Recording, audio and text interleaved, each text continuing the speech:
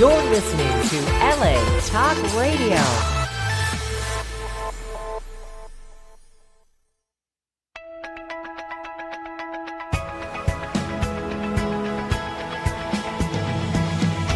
You're listening to Question Reality with Priscilla Leona, right here on LA Talk Radio. Hello, and welcome to the Question Reality radio show. It's Riker. Can you, you can't get, okay, well, I think Riker's calling in. Okay, let's start this again. All right, Riker is one of our guests, and he's supposed to be, I think maybe he's trying to get buzzed in, most likely. Oh, wow. Yeah. Sorry to start the show like this. We had another guest, and I thinking either might be here or calling in. We're not sure. Anyway, let's get back. Let's start this all over again. Hello, and welcome to the Question Reality Radio Show. I'm Priscilla Leona, producer and host of the show, and we are coming to you live on this cloudy, rainy day from Los Angeles, California. For 11 years, we've been providing our audience with entertainment industry career advice. Now, this show is for you if you are pursuing a career in show business, or you're thinking about pursuing a career in show business, or if you're already working in the entertainment industry and you just need some tips, advice, and resource information on how and what it takes to make it. And some of the guests on our show include Emmy winners, Grammy winners, Tony Award winners. We have we have reality TV stars. Everybody knows I'm a reality television fanatic, so I gotta have my reality TV stars on. We have working professionals like producers, directors, casting directors, screenwriters, actors, comedians, stunt people. We have behind the scenes people, which are my favorite people, celebrity costume designers, makeup people, stunt people, and around December, we usually have an entertainment attorney come in. So that's a fun time. If you don't have an entertainment attorney, we need to reevaluate your career, because you should have an entertainment attorney for everything. Even if you're just starting out, it's always good to have an entertainment attorney. Right, Kat? Oh, absolutely. I'm looking for one. I got two to refer you. I'm looking for one. I only keep the hot entertainment attorneys on the list. Yeah. So if you missed any of our shows, our past shows, here are 3 ways that you can listen to them. Number 1, go to our archive page, which is on the latalkradio.com website, and search for our show title, which is Question Reality. Go to iTunes, Google Play, Stitcher.com under the podcast section. We also have a newly designed free mobile app. You can get that on the LA Talk Radio website. It's sort of down the bottom, or actually the App Store or the Google Play Store. And lastly, may I request and bequeath you to subscribe to our podcast via the Apple Podcast. So you can listen to me 24 hours a day, 365 days a year. You can hear this screechy little voice. Yay! Finally, if you want to be a guest or refer someone to be on my show to promote themselves, their products, and help listeners with sage career advice, we've still got a couple booking spots left for this year. So please go to our official website, which is questionrealityradioshow.com, not latalkradio.com. latalkradio.com is the website where we air the show, and we're actually in the studio right now. questionrealityradio.com is where we have the 2019 guest schedule, and it's also where you go to click for interview consideration. And lastly, we have to talk about the hot, sexy, gorgeous guy that just walked into the room over here. We are going to announce him. I'm going to hold you a little mystery just for a minute. Now, we also have Albert, who is the other half of the Question Reality Radio Show, our co-executive producer. And we have now these two here, we have been so excited to have them on. One, because they are going to talk about the latest film that they've been working on, which is Turnover. And it was written by, is it pronounced Laurie or Laurie? Kat? I always say Lorraine, but Lorraine. I don't know. Okay, we'll go with that. Laurie, but I just say Lorraine There's because there's a little fancy. thing on the end of it. Lorraine, right? Whatever that is. So Dee Griffith and Linda Palmer, who was also the director on the film, and we have, get ready for my tacky little applause thing. We have Catherine with an A, Kathrine.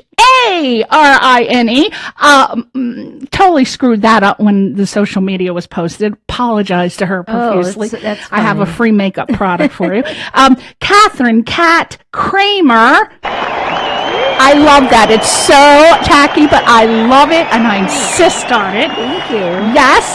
Yes, imagine.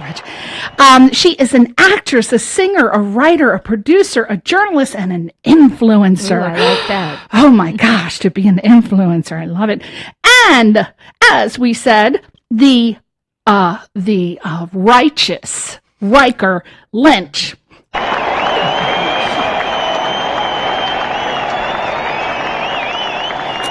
And Riker is an actor, a musician, a writer, a director, and then a ... More titles that we don't know about. We want you to go to Catherine's site first. Catherine, Katharine, Kramer, Kramer.com. And she also has Cat Kramer's Films that changed the world.com. Woo, that's a long one. 2 websites. Cat Kramer's Films that changed the world.com. Long title. Woo.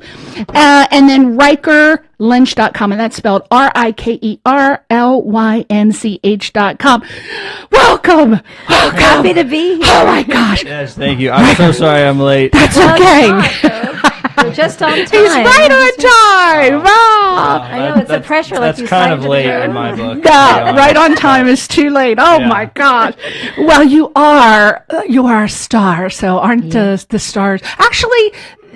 That's a controversy because, like, Paul was on the show last week, Paul Guilfoyle, right, yeah. and I asked him for a tip and about for actors, and he said the one thing you never want to do if you want to make it to be a star is be late. And I'm thinking, And that is and I'm like advice this because I'm like someone gave me. So yeah. Oh boy. Well, I'm sorry. I'm That's barely right. hanging Don't on. feel bad, Riker. I'm right on board with you with social things. Never late for work or school ever in my life, but social things I find myself, socially late for. Oh, that's okay to be Fashionably fashionably late. late. We're We're Yes. always just in time to be too late. Yes. Okay.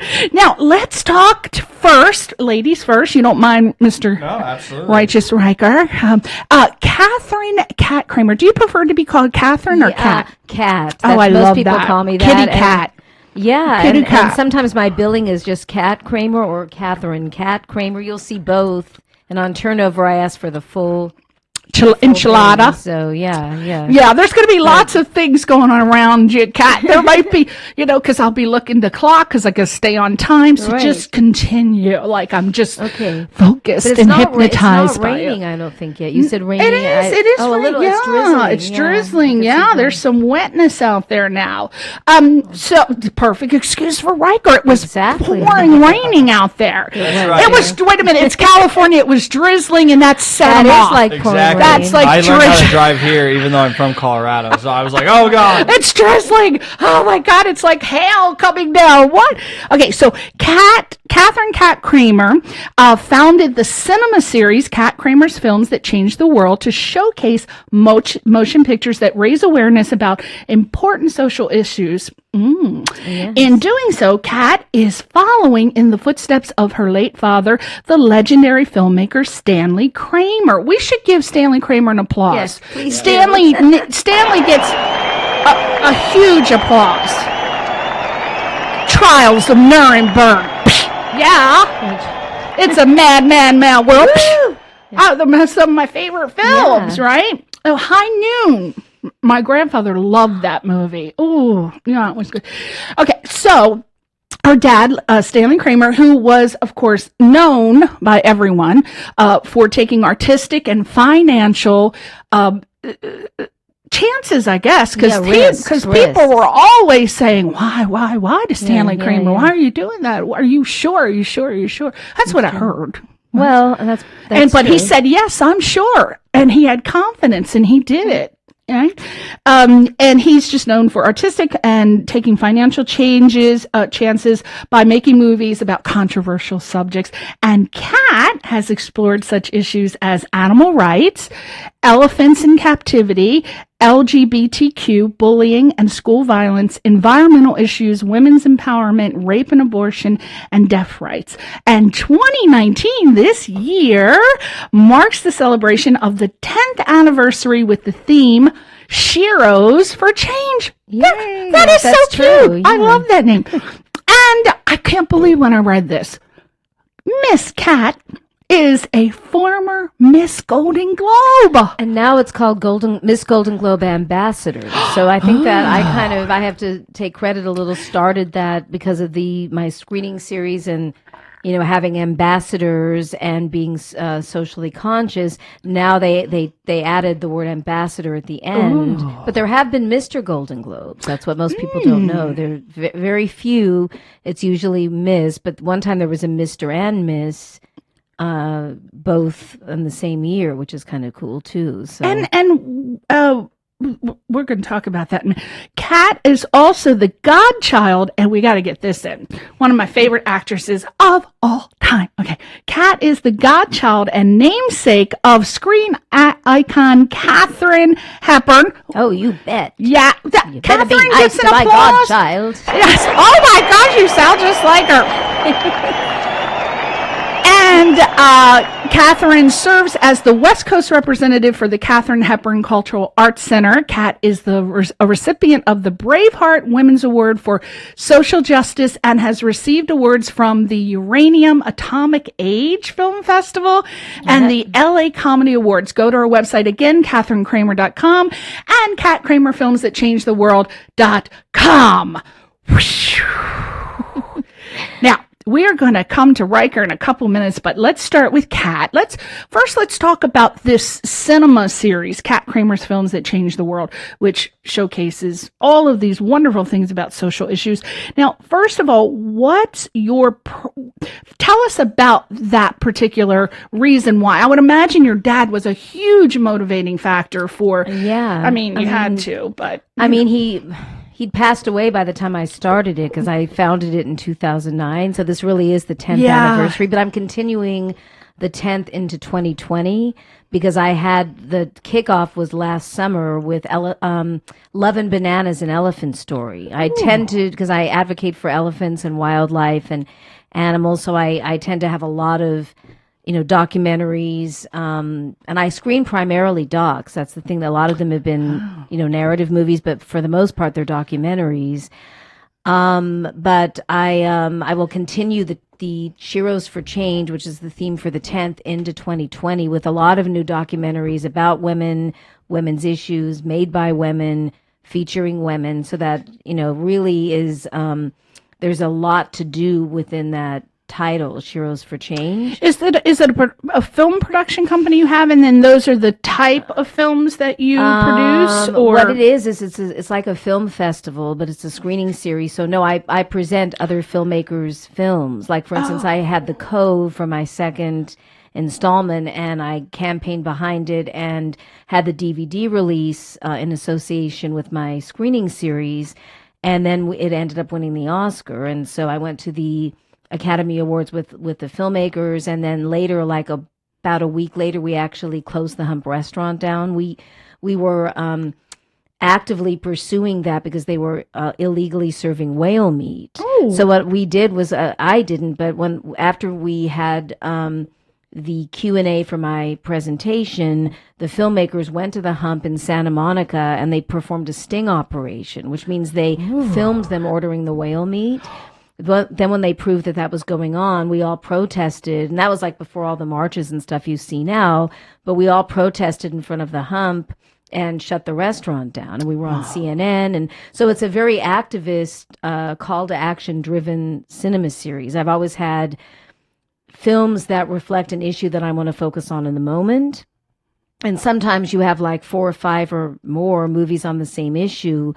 So I select the film that I think best represents that issue, and usually they're activist driven. Like for instance, Lily Tomlin is the main ambassador for Kat Kramer's Films That Changed the World, because she's narrated one of the films. She's hosted quite a few of them, and I have more coming up that she's involved with.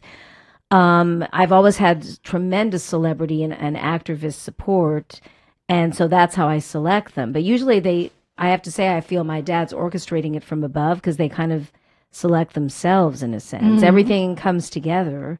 And I used to do like 2 a year, but now I narrowed it down to just one installment a year, because it just, I have so many other things I'm doing that each one is an event in itself.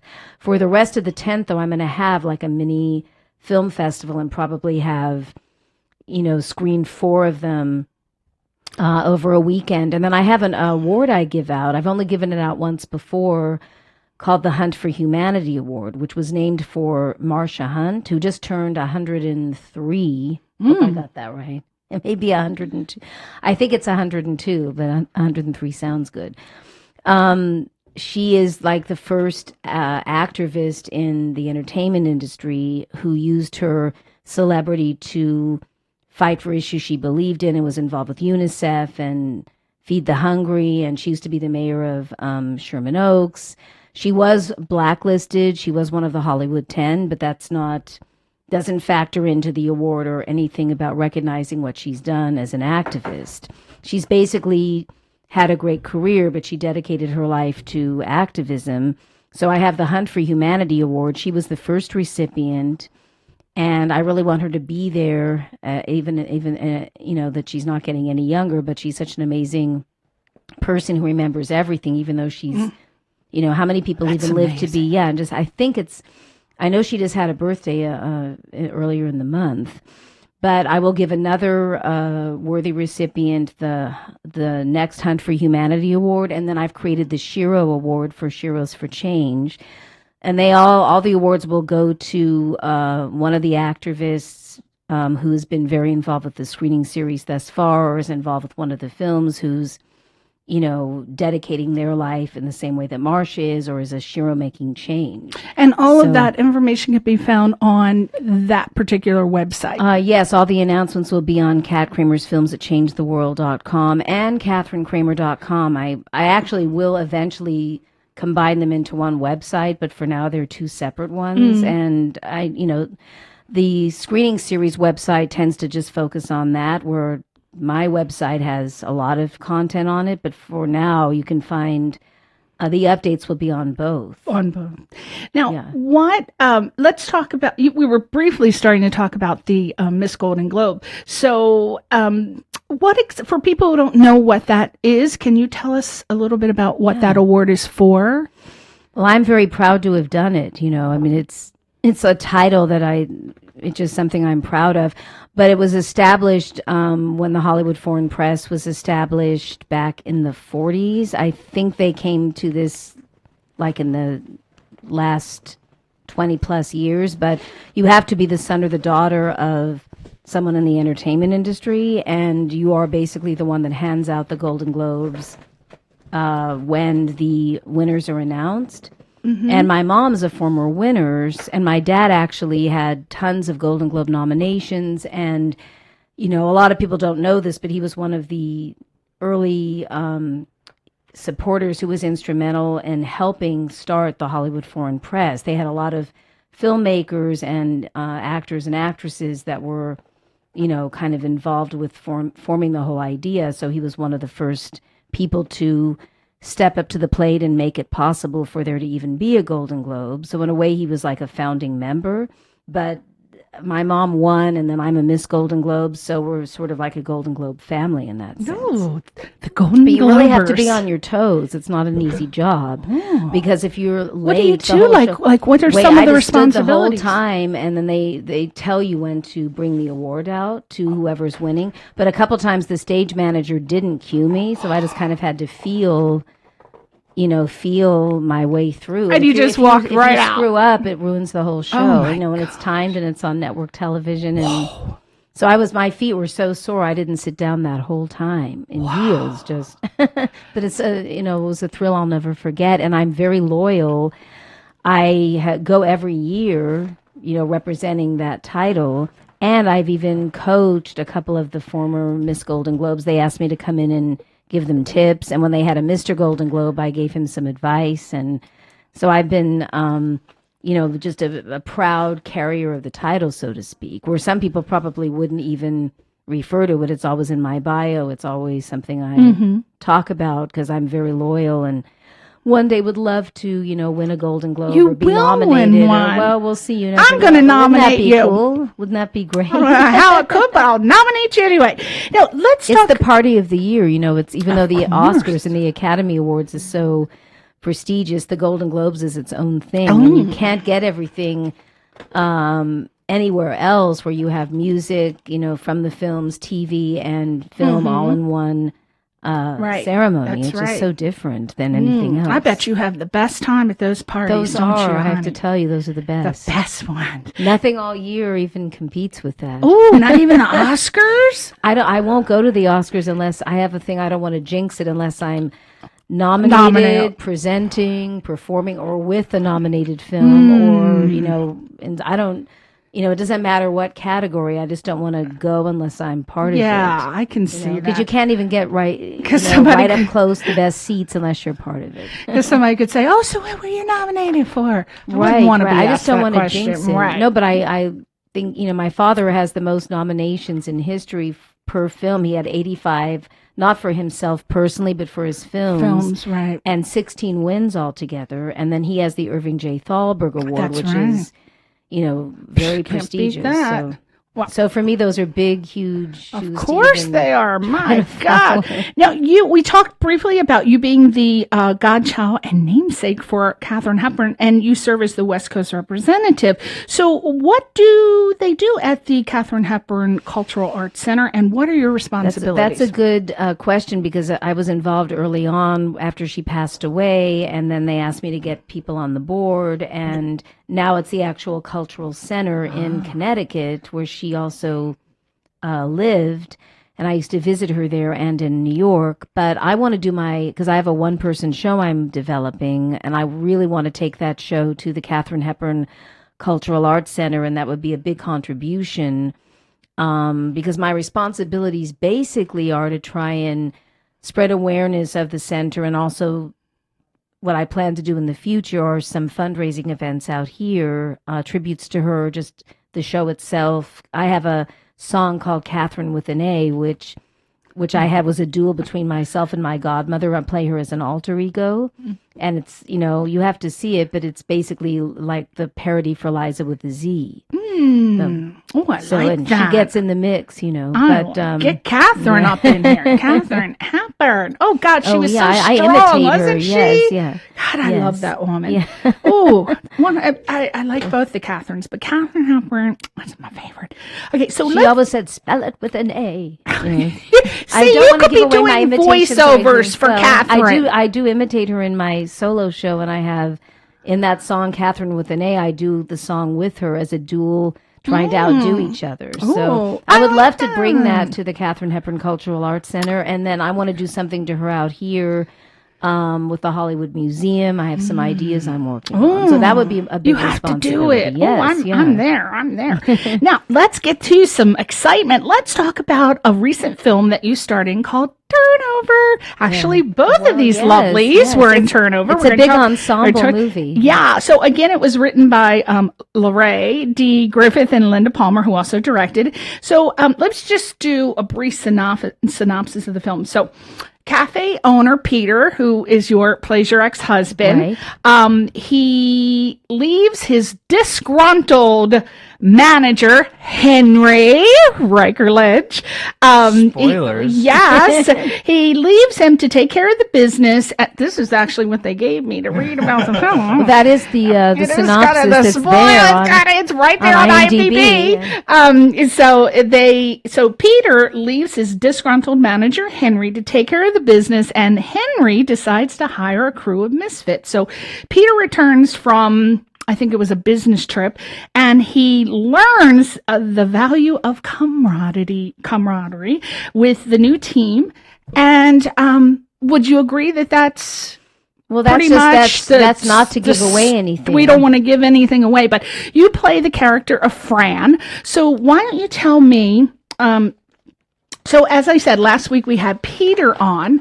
You mean and Paul who plays Peter, but Guilfoyle who the plays names are almost Peter. the same, so I just called him Peter all the time. Peter on the show, and God, he's such a versatile actor. One of my favorites. Everybody, all the actors I tell that he's in the movie, they all, oh, wow. I mean, everybody knows who he is that's an actor. Oh, we had so much fun with him. He is such a fun person. Like, I happen to tell him my husband, Albert, is a software developer by day and a jazz musician at night. All throughout the whole show, he's like, well, by day, I'm Eddie, all throughout the show. And he really just had such great funny moments with that, like 10 times. So he's got a great sense of humor, which you don't always see him, or I may have missed it, but I don't always see him in comedy. This is a dramedy, I guess you would say. It's more of a comedy than but he does have funny moments in the movie. And I love the chemistry between two of you. Anyway, so you play Fran, his ex-wife. So tell us about your character, Fran's journey and realization about yourself. And with the characters, because you were not liking Henry's hires. Well, I think that Henry and I are looked upon as the villains. The villains, in the story, yes, even though that we're not, are. But we're not like cookie cutter characters. Like nobody, we're real people. But yeah, when I first accepted the role, I thought I have to bring some humanity to her because she could read as very narcissistic and brutal, and still the woman you love to hate. But my take on Fran is that she really cares about her son Sean. That's the most important thing to her, and she is disappointed that Peter isn't being the father he needs to be, and he's not seeing after the business and his health. And so Fran I'm very frustrated, and I get a younger lover that I'm going to marry who becomes my fiance, Brad, but I do realize by the end of the movie that was a mistake, and that he wasn't so bad after all, and then he's moved on. So it's kind of set up for a sequel in that sense. I thought really, I don't know if everyone does this, but I latch on to every character, and then I like to look at their journey throughout the project and see. I wonder if it because most times people they may or may not know this, but films are often shot out of sequence. So a lot of times you may see characters in the beginning and you go, wow, they have such a connection, a chemistry. And then by the end, they don't have a chemistry. You're like, why would that? But it's because they're shot out of sequence. But I felt that you and Peter, the character, had chemistry all throughout. Like there was love, and then there was hate, and then there was animosity, I think, more. Yeah, definitely. And I think that there were so many moments the two of you shared, and it was continuous. So I don't know if you were shooting out a sequence. I imagine you were. Not many are shot straight, but we shot a lot of it in Long Beach, all the restaurant stuff, and then we moved to Remit Studios later, and there was like a break in between. So it was, a lot of it was shot kind of in sequence, but it was all over the place. But Linda had it set the way she wanted, because we had to use the restaurant, and there was very little space. Yeah. And but I had a secret I used for my character that helped me to connect with her, but I'll never reveal what that is. It's kind of my own actor's See, now that was secret. going to be the tip. What's the actor's tip that I'm getting for both of you? All right, we're not getting that tip. No, I'll never tell. Not even. It's actually involving another character in another project that I felt mine was connected to, but I will never even tell that person. Or we're going to get you drunk, Albert. Get the tequila. And we're going to blow some smoke in her face, too, after the show. We can get hold of some of that smoke. You know what smoke? The cannabis smoke. Kat's going to reveal all. All right. Now, I felt that the writers, and Linda Palmer, that because both of them, I believe, wrote this. It was mostly Linda's idea, and then I think she brought Lorraine in. Because I know Linda, somebody asked her, how did you come up with the idea? And she said recently that a friend of hers was working at a Barnes & Noble, and they brought a new manager in, and he was treating everyone, abusing everybody, and they weren't happy. So she said, there's a movie in this. Somewhere there's a movie in this. And that's where the idea came from. What I loved about the movie is, because I write notes for myself, so I'm gonna just read it, because when I was thinking it and I was writing it, it just kind of went together. So I felt that they were going for the theme of like a universal need for inclusive and diverse absolutely. community, because in all aspects, in work and then friendships and with people who have various types of disabilities. Because I think in Turnover, you've got the two, I believe it was two with Down syndrome. Yes, it is, yeah. And then you had characters who were deaf. Yep. I actually have to say that I brought in the deaf element to it, because I work with the deaf talent, and I've even had like open caption screenings, and I'm actually writing with two other writers who have, one is deaf and one is differently abled, a project that will include deaf characters. So Linda knew that, and so Julie was already written as a hearing character, and Linda said, what do you think about if we changed her to a deaf character? And I said, great, but you have to cast a deaf actress in the part, because they were just going to use the same actress that was already doing the role. And I said, no, you have to be authentic. So I was able to help cast Raquel McPeak and see the auditions. And then a lot of the deaf talent that they used in the film that we had in the big scenes, I had already worked with them on other projects. So I think it's unique to have both the Down syndrome representation and deaf and many different. And then you threw my fat ass rolling in there with my power chair, with my crazy hair and that dog. You know. Well, you're lucky. You Definitely the best character. Yeah, you're the best, and everybody wanted to play your part. You Oh, know? get out they of did, here! so you got to do it. I That's didn't so even good. know until the last minute. As I said, I thought June Squibb was supposed Well, to do she that was role, talked but about at one point. I'm like, Yeah, yeah. God, well, I'm not an actress, but let me just see what I could do. But that was so much fun, though. I really liked that. I'm not an actress, but I did what I could do. Yeah, I just did great. it. Thank you, Did Mr. Righteous Riker, hot and sexy thing. Now, you know what I'm getting when a sexy man gives me a compliment. Albert, you're going somewhere else tonight. Riker's going to come for the evening for about an hour. No. So anyway, what I felt was, what is that? What is that? Oh, don't you do that? I'm going to roll here. That's usually when the person's time is up. But we're going to, because we got to get a little Riker in here. All right. So what I loved about that is that it was, again, all inclusive of the disability, which I think writers need to write more parts for.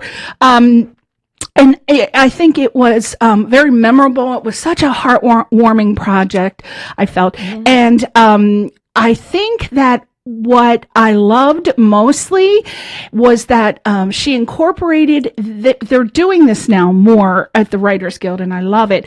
They have what's called an inclusion impact disability representation on screen and behind the scenes. Well, they definitely do. In fact, studios are getting involved too. Like, there's this movie called The Peanut Butter Falcon, and I went to the opening of Real Abilities Film Festival, and that, you know, basically co-stars a Down syndrome actor in his debut opposite Shia LaBeouf and Dakota Johnson. And that festival is, we had the whole thing that they presented was open caption, and it's not even, there's no deaf characters in the film. It's just that there was deaf in the audience, and they wanted to bring that element.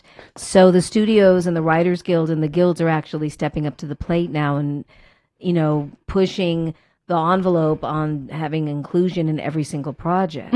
Well, you got to have more of those films in your Sheroes. Oh, yeah, well, there's going to be. Sheroes. Yeah, Shero. Yeah. Okay, so I want to ask you lastly, and then we're going to wrap it up and go to Riker, but why, obviously, if you were trying to get an audience to see Turnover, I don't feel maybe a horror audience, someone who's like a horror movie obsessed would be right for this, but who do you feel would be a perfect audience member? Like, why would you want to go see Turnover? Well, I think it's for everyone. There's something for everyone, but I think basically, not to be too cliche, but it's a family film. Yeah. So it brings a sense of community.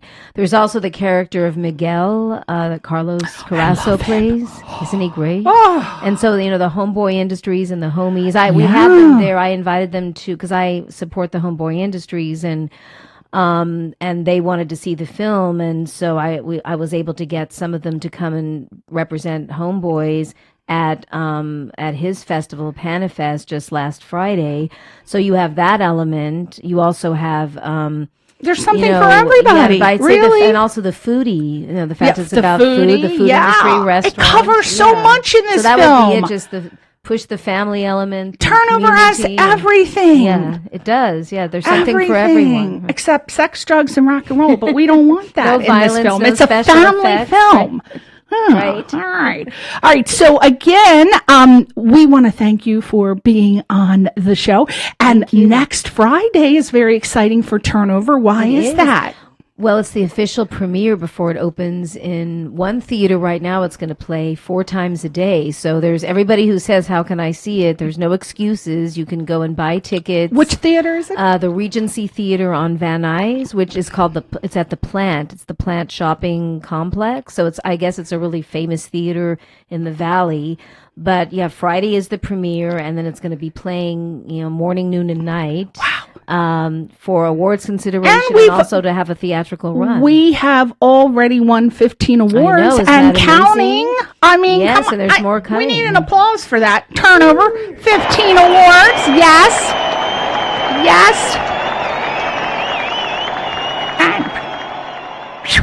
And as one of the producers, that makes me feel proud. Anytime, yes, right? And lastly, we got to get one. If you had to give aspiring actors one tip about the business, what would it be?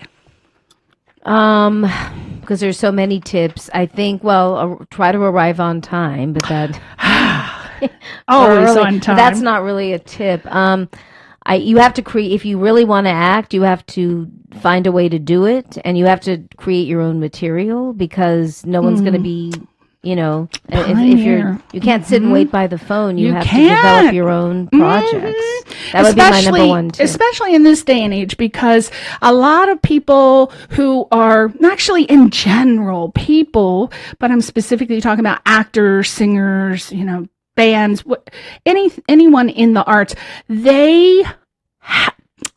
I hear a lot of them over the 11 years I've been doing this show, and they say, I just want to focus on my craft. And that's great. But it is called show business. So you got to handle your business. And especially in this day and age when social media is so important, you got to promote yourself via social media. You really do. Yes, you have to. And if you can't do it because you're doing your craft, you got 5 minutes. How hard is 5 minutes to just post something? Right? You have to. Oh, yes. I post a lot. Post. And Facebook is still, people say that, but I Twitter, still am into Instagram, even LinkedIn, believe it or not. So again, make sure that you take time to promote your projects.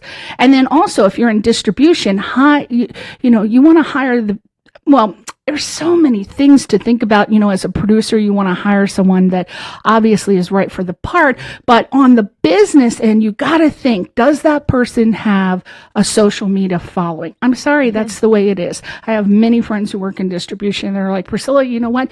If there are 4 films and we're considering them, we have someone that does research and finds out who has more social media following, because those are the people who are going to promote the film for them. They're the people who are going to bring the people in.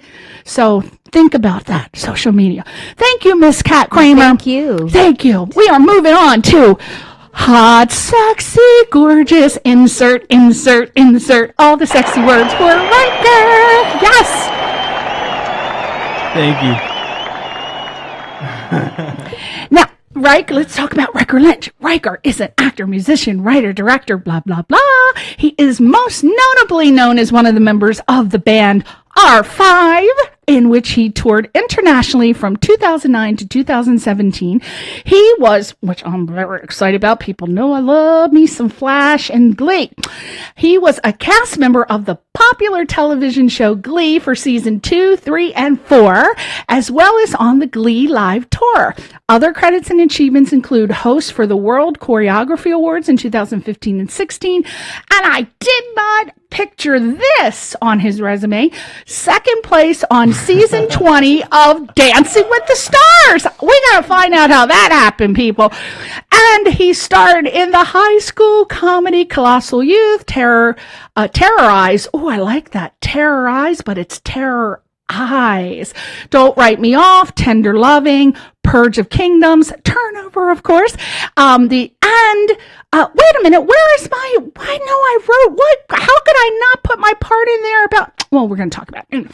He did a voiceover, I hope it, for animated, The Adventures of Pinocchio, The Adventures of Pinocchio, and Riker is so excited to add writer and director to his resume with his first short indie film called Lift Me Up, Lyft. I have a feeling that might be about a car.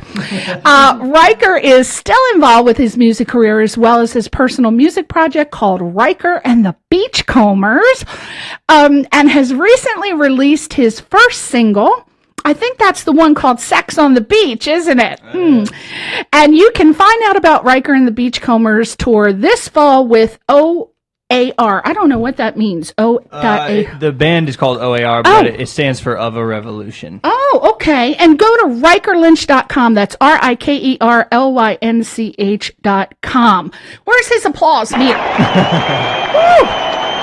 Woo! Oh my God, my ears are sweating. It is hot as fuck up in here. I am like, damn shit. Can we open that door? Just crack it a little bit. I can't take it. My makeup, they're going to see that I'm actually 65. Jesus, God have mercy. It's so hot in here. No air conditioning. Okay. Oh, that's the wrong paper. All right. So, now, Riker. Thank you for that wonderful introduction, by the way. Oh my God, I could have gone on and on, right, Kat? Is he a hottie up in here? Oh, what? Who wouldn't want to tear his clothes off, right? All right. So, happened once in Argentina. You know what? That makes sense, though, because you were in a band, and I think that was with your brother. I think you told me brothers. And also, all of them. You're like the Osmonds. Sort of. Yeah, we get the Partridge Family a lot, too. And the Partridge Family, yeah. We're in a band called R5, and it was my brother Ross, and my brother Rocky, and my sister Rydell. Okay. And that was what R5 was. And now my brother Ross and Rocky have a band called the Driver Era, and they still hire me to play bass. Wow. So it's the same sort of lineup, but different music. And what type of music? Is it pop, rock? That one's alternative. They just came out with 2 new songs on Friday, actually. Yeah? So they're still going strong. Are you still part of the band? Mm-hmm, yeah, I'll still play bass. So with 2 brand new songs, and I think they'll do another album here in 2020, and then right now we're booking tour dates for 2020 for the Driver Era. And what is that? I looked for the website. Is it what's the website name for that? I Googled it. I couldn't find it. R5 probably, I don't think we have a website for that anymore, because that project's sort of on hold. Oh, so it's not called It's not called R5 anymore. It's called the Driver Era. The driverera.com. Probably. I honestly don't know. I can just say I'm just the bass player now for that. Yeah. Okay. So you play bass and guitar and piano, right? I can, yes. Bass is my primary instrument, but I play bass for the Driver Era. And do you know how to do what are those things I just discovered with bass? The gallops. The gallops. Do you know how to do gallops? Gallops? Maybe. I don't know what they're. I watch Albert, who is a jazz guitar, but he also plays bass. So he found this guy who was doing a YouTube video, and he was giving 50 bass, the hottest bass licks. And of course, I don't know anything about bass, but he did something called gallops, and I'm like, oh, I love that. So I just thought, wow, it's for the super sexy guys. Okay. So you got to get on the gallops. All right, yeah, I'm slacking slacking on your gallops. So you just did the bass in the band, and so you're still in that, and then what about it says you're still involved in your music career, and your personal music project is Riker and the Beachcombers. Yeah, so that's the one where I am sort of the creative, whereas in the Driver Era, I just play bass. Can you just a little bit, leave it open. And in Riker and the Beachcombers, I sing and help write the songs and do all that. So. Now, where did you come up with that name? That is very Beach Boys. Yeah, so love the Beach Boys, first of all. I love the Beach Boys. Probably going to be doing a cover of Kokomo, actually, on tour. Yeah. Oh. Yeah, I think so. Yeah, Kokomo. I think so. Yeah, we're I'm learning it right now, so we'll see. But so I love tiki bars. Oh yeah, I love rum drinks. I just think they're so fun and so fantastic. Yes. And Don the Beachcomber is the original founding father of the tiki bar. The whole idea was his idea. Oh. So I thought Riker and the Beachcombers sounds like a cool, fun thing. And I wanted something in the name to have something to do with tropical beaches or paradise vibes, something in that realm. Because I wanted to bring sort of that trop rock influence and that trop rock vibe to a more current pop. I have never heard of trop rock, and I like it. Don't you, Jimmy Kat? Buffett's the creator of that one. Margaritaville. Yeah, that's a trop rock song. So, are you writing all your original trop rock? To be honest, I don't really enjoy writing songs. I sort of help. Yeah, it's very, very hard. My brothers are fantastic. My brothers wrote "Sex on the Beach." Oh, and they also which is wrote your song for Riker and the Beachcombers. Exactly. So, and then the next song comes out on November 8th. It's called "She Just Wants to Be Famous." They also wrote that. So my brothers, and then really, really good friends of mine are in a band called New Beat Fund, and they wrote a song for me as well. And so I help with the lyrics really, because I like writing scripts. I enjoy that sort of like words, but it's the melodies and the music that I don't for some reason enjoy. I love playing. Yeah, I love playing music, and I love performing music probably more than anything. And you sing. You do sing. Yeah, and I sing in it. And for some reason, it's just the song crafting world. It's just very hard. I think it's because I did it a lot in the very beginning of our 5 days, and I think I just kind of got burnt out on it. And so Sex on the Beach, is that out on iTunes now? It is. It's out everywhere. We have a music video. Stop it! On YouTube? That's actually starring my. At the time we shot it, she was my fiance, but she's my wife now. See, now I feel guilty asking how many articles of clothing he has on in the video. I don't know if I can promote it now. I think I'm in a swimsuit. Did you hear something? What was that? There's no gong. Oh my God, I can't believe it's okay. So, the song is on YouTube, iTunes, so we can buy it. Everywhere you can find music, you'll find it. You can find it. Well, I'm excited. Now, apparently we have 5 minutes left. I don't know how Riker and I were talking 15 minutes. I don't even know what happened. So, real quick, you play the character of Henry in Turnover. Tell us about the character as quick as possible. I hate to rush him, right? We just got to him. Well, Henry, I manage the cafe. And Peter is sort of going through some stuff, so I offer to sort of help try to figure it out and hire some new people. And then there is a big conflict between me and Fran. Yes. And you'll have to come see the movie to see what the conflict is. But everything kind of blows up and boils over, and then Peter sort of has to figure it all out. And Riker is a villain. He's a vicious little bastard in this movie. Now. But they're getting along out. He seems so sweet. I had no idea that's how great of an actor he is. I was like, oh, I don't want to talk to him. He scares me. After seeing that character. So it's Turnover the movie, and you will have to see it this Friday, November 1st. Yes. So, and you will get to see him. But unfortunately, he does have clothes on. We're missing out. We're missing out. No, there is one scene I don't have a shirt on. That's right. Cougars. Do you hear that? We have to go see it. Yes. Okay, so we have to talk about. Okay, so he was in Glee. Obviously, he was in. What was it? The Warblers. Wait. I wrote it. Wait. What was it? The something Warblers. The Dalton Academy Warblers. Thank you so much. And the reason I bring this up is because Grant Gustin, my fantasy man, was in this group on Glee, right? It was an a cappella group, right? Beautiful guy.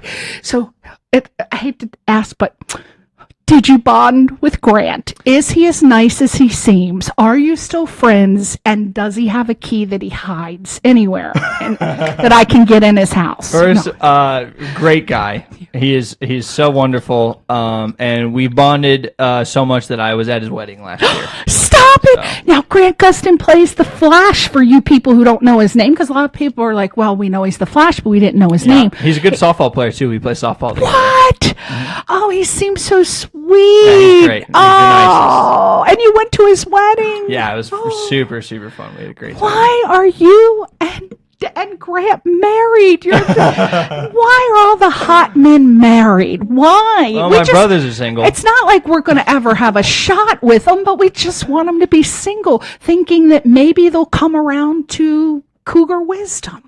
It's like, come on, boys, we got tricks. We got tricks now. The young girls don't know what they're doing.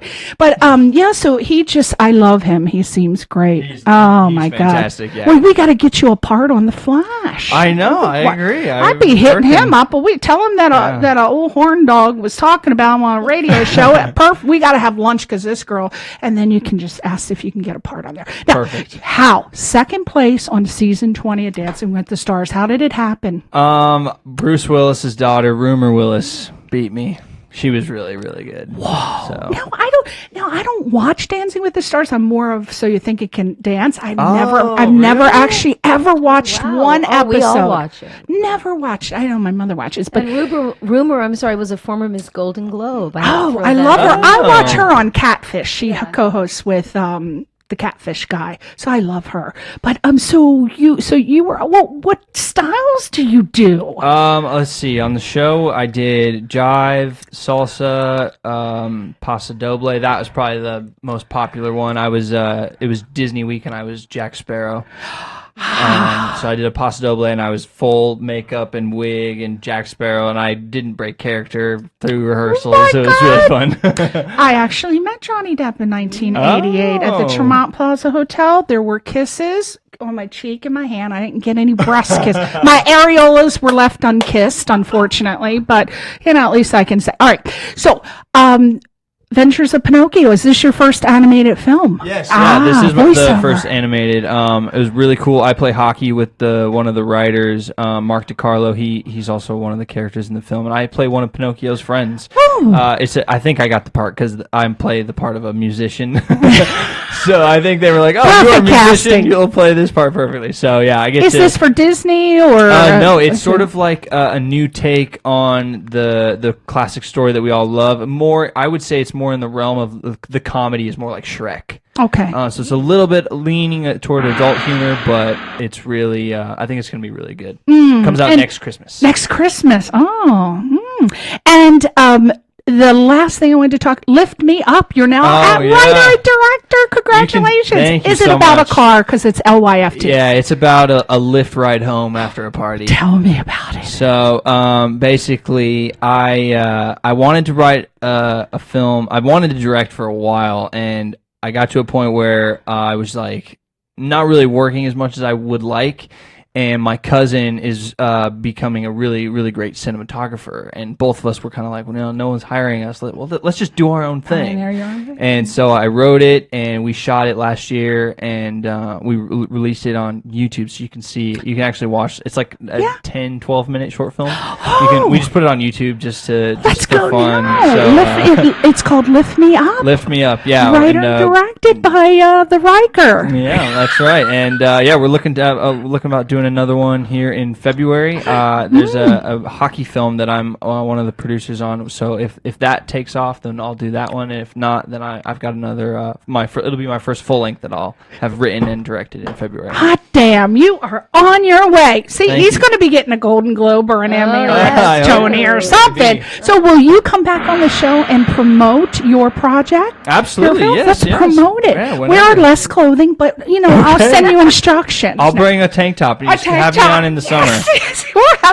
I'm playing a show actually on November 5th at the Belasco Theater. I'm opening up for BB Mac. It's an acoustic show. So can we find that on your website? Yeah, it's on the website. RikerLynch.com. All right, people, we're out of time. Thank you so much. It went so fast. I feel like ringing my ear like Carol Burnett. It went so fast. But please go see the film Turnover this Friday, November 1st. Don't miss it. Bye. Bye.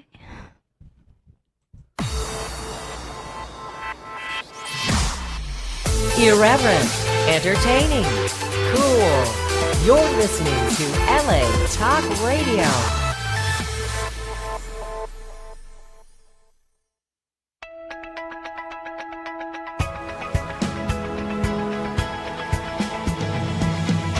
You're listening to